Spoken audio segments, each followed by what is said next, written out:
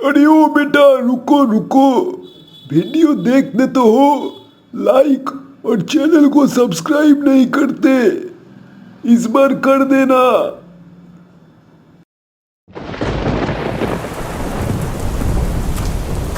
शाम से बारिश रुकने का नाम तक नहीं ले रही। माघ के महीने में ऐसी बरसात। अरे मैं यहाँ इधर उधर भटक रहा हूँ। साल भर पहले माँ बाप दोनों गुजर गए। भगवान, आखिर ये क्या दिन दिखा रहे हो आप मुझे? हे भगवान, मैं तो एक आम आदमी हूँ, कहीं जगह दे दो। इस मौसम में मैं कहाँ जाऊँ? काश मुझे एक रहने की जगह, एक काम, कुछ तो मिल जाए भगवान। अनिल चलता रहता है। दूर एक चाय की दुकान दिखती है। अच्छा हुआ, एक उम्मीद जागी, शायद यहाँ काम मिल जाए। चल के देखता हूँ।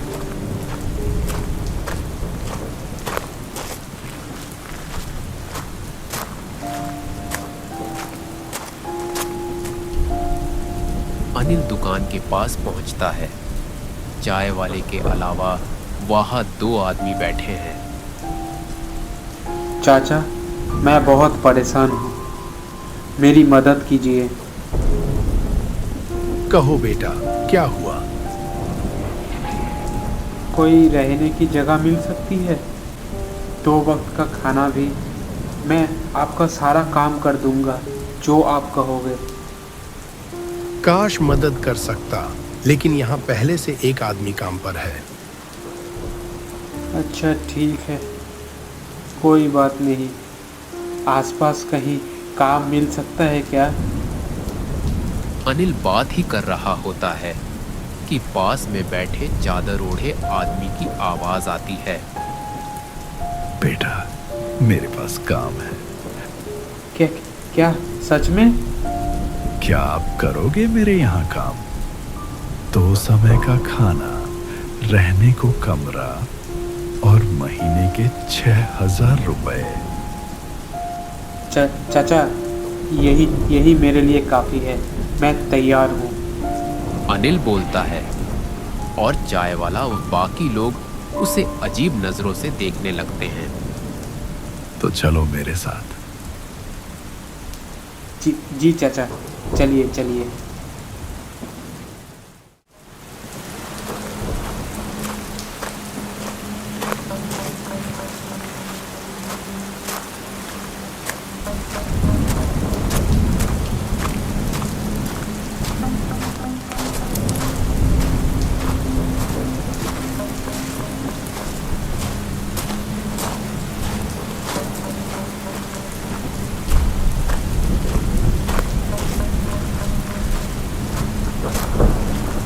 दोनों चलते हुए एक पुराने खंडहर जैसे मकान के सामने पहुंचते हैं। ये घर कितने सालों से वीरान लगता है, कोई रहता नहीं होगा यहाँ पर शायद। बेटा, यह कमरा तुम्हारा है, आज रात आराम कर लो। आपको बहुत बहुत धन्यवाद चाचा।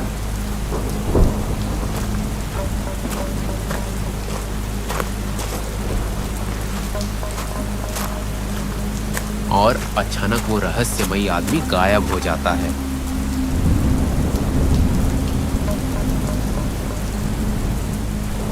जो भी हो, भगवान भला करे।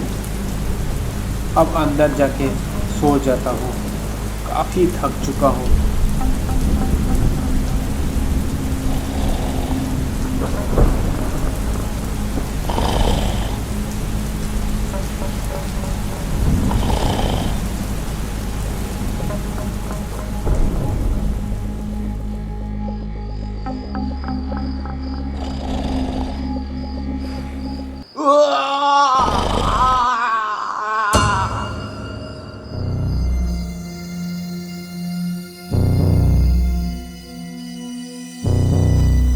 अनिल घबराकर खिड़की से झांकता है और जो उसने देखा, अनिल का दिल बैठ गया, क्योंकि वही रहस्यमय आदमी किसी की हत्या कर रहा था। हे भगवान, वही रहस्यमय चाचा किसी इंसान को बेरहमी से मार रहे हैं। हे भगवान। अनिल डर से जम जाता है, बिस्तर पर छुपकर लेट जाता है।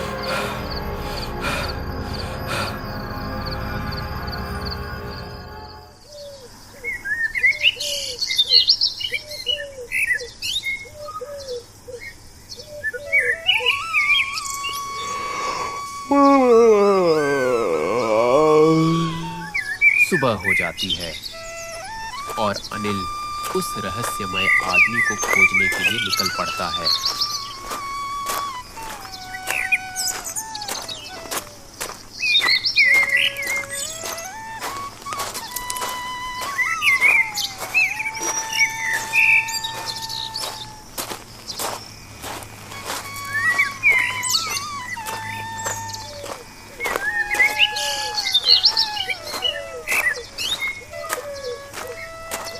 क्या मुसीबत है, रात को चाचा को देखा और अभी गायब।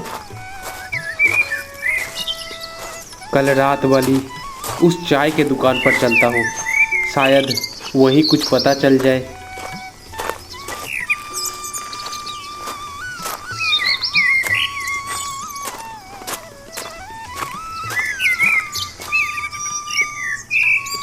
चाचा, कल जो काली चादर वाला आदमी यहाँ बैठा था, क्या आपने उसे देखा है? चाय बेचने वाला कुछ देर तक अनिल को संदेह भरी नजरों से देखता है और फिर कहता है, यहाँ कोई नहीं बैठा था और तुम खुद भी कुछ बड़बड़ा रहे थे। और हाँ, जितनी जल्दी हो सके गांव छोड़ दो। अरे, आप झूठ क्यों बोल रहे हो? मैंने तो कल ही देखा, आपके दुकान पे बैठा हुआ था वो आदमी और मेरे साथ बातचीत कर रहा था। मुझे परेशान मत करो, यहाँ से चले जाओ।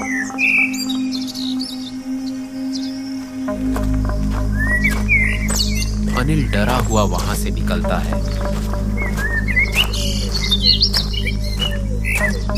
अनिल एक पीपल के पेड़ के नीचे बैठे बूढ़े को देखता है।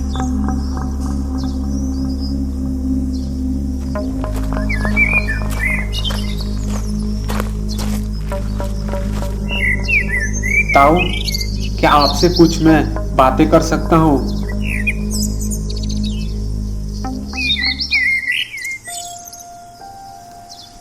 हाँ बेटा, बोलो। तुम तो इस गांव के नहीं लगते। मैं सावनपुरा गांव से हूँ और दूर में उस आम के पेड़ वाली खंडहर में रहता हूँ। ये बात सुन के ताऊ घबरा जाते हैं। क्या बोल दिए बेटे?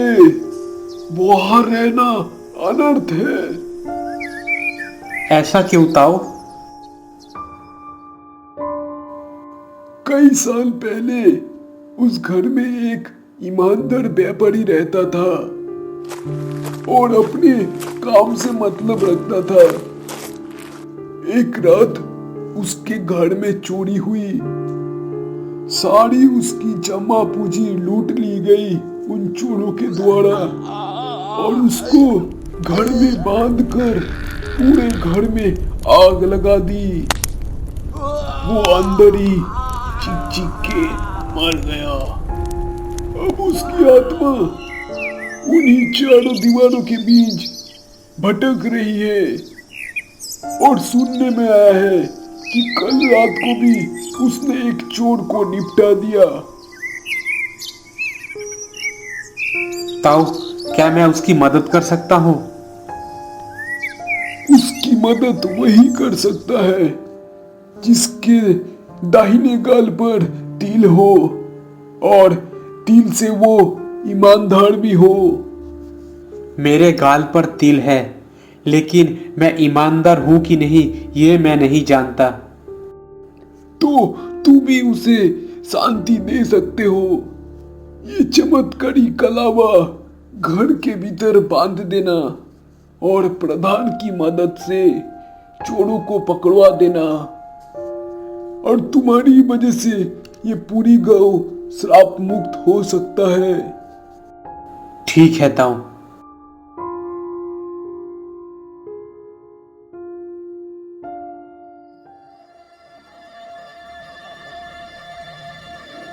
अनिल रात में घर में कलावा बांधता है और अचानक पूरा घर जल उठता है